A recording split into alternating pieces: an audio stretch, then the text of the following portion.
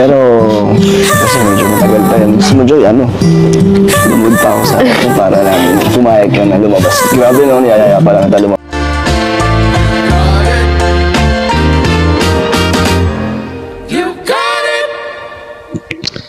Ayan! Shoutout sa lahat ng ating mga minamahal na viewers. No?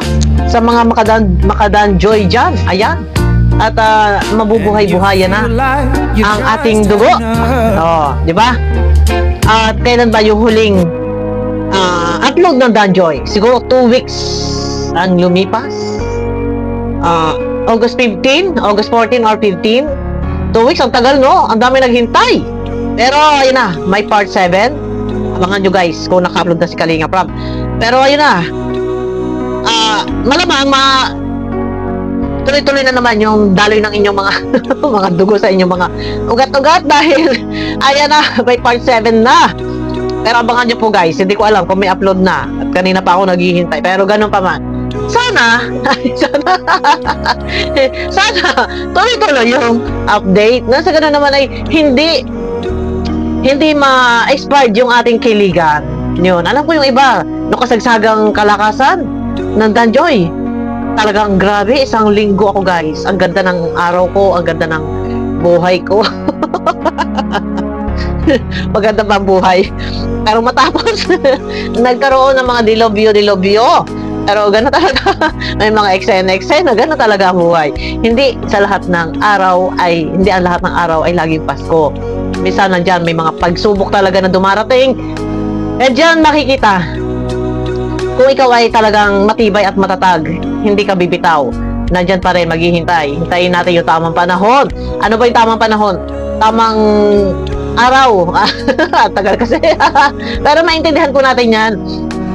Kasi sa dami naman po ng mga love team, so talagang hindi halos mapaglaanan ng oras kasi lalo pat may iba gusto nila, yung ibang mga sumusuporta sa ibang love team gusto nila may sisingit din, pero intindihin po natin dahil hindi lang po iisa ang tinutulungan, madami din, no? Kaya ito na, ano na eto guys, yung date na hinihiling ni Kalingap Dan ay kailan kaya ito mangyayari? Ano ang nangyari? Bakit hindi matuloy-tuloy ang date? Nasaan ba ang problema? Na kay Joy? Oh, pero gusto nga ni Kalingap Dan na mag-date na sila. Ay kailan kaya ito matutuloy? Excited na ba kayo? Pero ito na nga, ay kahit pa daw lumuhod, Diyos ko po, Ginoo, kahit pa daw lumuhod, yan umuulan, kahit pa daw po lumuhod si Kalingap Dan kay Joy, basta lang pumayag, pero believe ako kay Joy. Dapat lang Joy, pakipot, dapat lang Joy, hindi mo ibabay pa si nanay, magpapaalam ka, pero nagpaalam na before, pero kung sakali man ulit, siyempre, mas maganda pag magde-date, dun mo Kalingap Dan kunin sa bahay nila kay Nanay Melda si Joy. Wag yung pagkagaling sa apartment. Hindi yung pagkagaling ng apartment diretso date. Siyempre kailangan pa rin talaga yung sinanay na naandyan. Siyempre alam mo naman, nag-aaral. Eto guys, at likha ni Kalingap Dan. Antayin ko yan. Ano? Kailan yung Joy? Kailan yung next na mamaya? Next month. Next month ba? Sige, okay lang. Ano naman? Willing to wait naman ako. Basta, pag di ka na naingilang. Pero, kasi medyo matagal pa yan. Gusto mo, Joy, ano? Lumod pa ako sa akin para lang pumayag ka na lumabas. Grabe no, niyayaya pa lang na lumabas din. Nakagad ako. Kasi totoo lang. Nag-ingit din ako sa iba kila Jomar, kila Edu, na nakakasama nila sila Ed, sila Biancy, Opal. Parang doon lang tayo nagkakasama pag may vlog. Pag sabi, gusto ko rin, gayain ka sana. Kung gusto mo rin, gusto mo ba? Wag mo, kahit mag-please ka na lang. Mag-please ka lang ulit ako? Sige. Joy, pwede ba kitang gayain lumabas? Please. Gusto mo may ganun pa? Paalam po muna ako kay mama. So, paalam na ako, di ba? Kumain ka si mama mo, so ikaw na lang ang inaanday. Diyan mga paalam po ulit. Baka nagbagong isip. Paalam ka din isip. Sige, paalam ka muna. Diba? Nakakatawa naman. Sabi ni Joy, mag-please ka muna. Sabi naman ni Kalingap Dan, gusto mo pa, lumuhod ako. Yun yung part na, mas maganda yun. Di ba, luluhuran na. Luluhuran ka ng isang lalaki na nanunuyo sa iyo, o di ba? Saan kayo nakita niyan? O sige nga, i-try nga natin, sana nga, sige nga, Kalingap Dan, lumuhod. Lumuhod ka kay Joy Atman, please, Joy. Sana pagbigyan mo ako na ma-date kita. O, di ba? Maganda naman. At yung mga sagot ni Joy, ay hindi siya yung tipong easy to get na agad ay, oo, sige, oo na. Ang kanya naman, mag-please ka muna. Please. Tapos, sabi nga ni Joy, magpapaalam ulit siya kay Nanay Melda. Tama. Kahit pa before na kayo ay pinayagan, kasi nagpaalam si Kalingap daw, di umano nga kung pwede lang. Kung pwede, kung okay lang ba, na mag-date sila, okay lang naman daw kasi, syempre, mga nasa tamang edad naman na. Pero, dahil nga sa nag-aaral si Joy, at iba pa rin talaga na kung halimbawa magde-date, and alam talaga, ni nanay. Tama yan. Kasi, mahirap po kasi yung ganyan na, pag niyaya, or sige date, or sige go. Mahirap. Strict ang parents, yan. Ako, pag saan ako, magde-date daw, teka muna. Sino ba yung kasama mo? Magde-date ka, paano? Paano ang sistema? Paano mangyayari nito? Edi, kailangan may pasalubong. May pasalubong sa akin. Hindi, joke lang. Yun lang naman. Pero nakakatuwa kasi, ito guys, balik tayo, no? Ang tagal, no? Bago magkaroon ng episode 7, episode 6, nung February, hindi, itong August 14 or 15. Medyo, pa yun ha, pilit pa yun. Dahil may lakad nga doon ng Kalingap. Sila Kalingap na pupuntang Cebu, talagang parang kumbaga hinog sa pilit. Di ba? At medyo parang sabi nga nila bitin. And kasi mansari yon. So hindi sorry. Marami nagsasabi na talagang bitin and hindi daw okay yung pagkaka-organize. Siguro next time guys babawi po no kasi syempre maraming mga may mga money bouquet and mga flower na nakatambak doon sa table. Nandun naman si Bobby TV. Si Bobby TV ang humuhugot dun eh. So sabi nga nila, hindi maayos yung pagkaka-organize. Hayaan nyo po, next time babawi. At kasi nga, medyo mabilisan po nun eh. Paspasan na po yun eh. Kumbaga rush hour na. So sana'y maintindihan. Pero ito na, Danjoy, Kilig Overload, episode 7. Abangan po natin yan guys. Hindi ko alam kung may upload na si Kalingap from ngayon.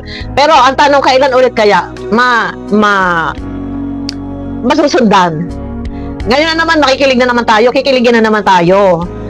Baka ito bukas makalawa sa isang araw. Siyempre, expired naman. Kailan ulit masusundan? Yung kailangan, yun. Medyo maganda sana kahit na isang beses sa isang linggo. Pero, ayan, talagang, expired po talaga Talagang, ang kilig ay nawala. Kung yung una talagang napakaganda ng aking isang linggo.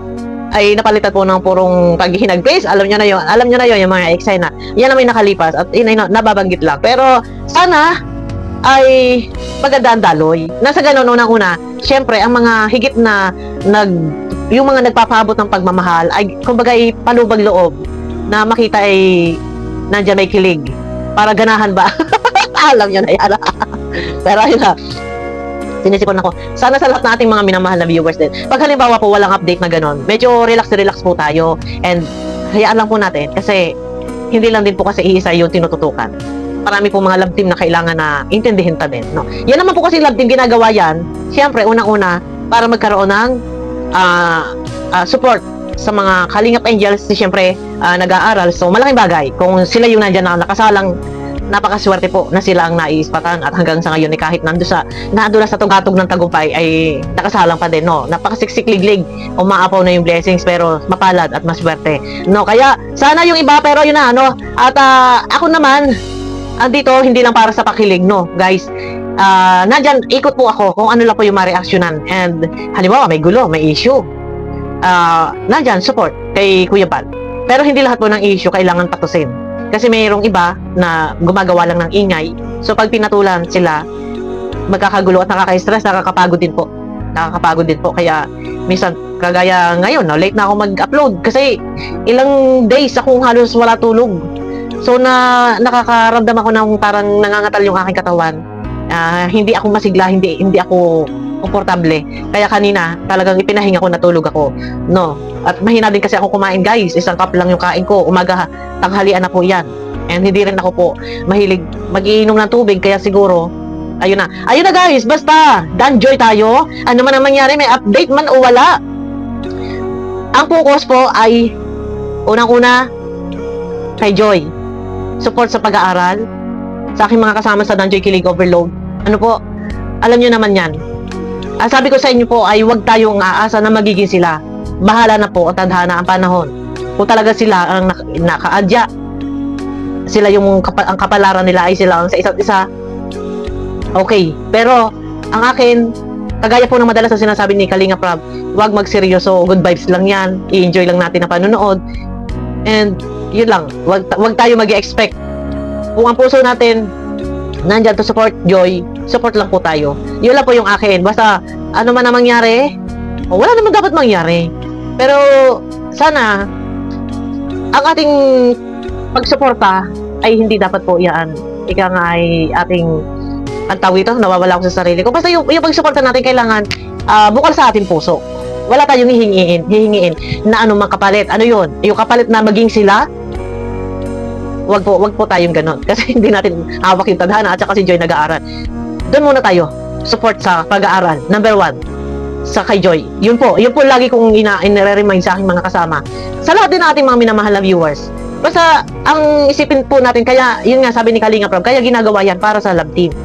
Love team tuloy. Para sa beneficiary na makapag-aral, magkaroon ng support mula sa ibang mga, halimbawa, merong mga supporters, viewers na magpaparating ng pagmamahal, malaking bagay po yun para kay Joy.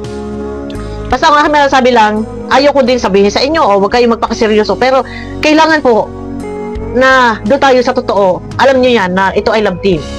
No? Love team, good vibes. Huwag tayo mag-expect na magiging sila. Basta nandiyan tayo, support, manood, kiligin. Libre po yan. Libre po yan, kiligin tayo. Yun lang guys, no?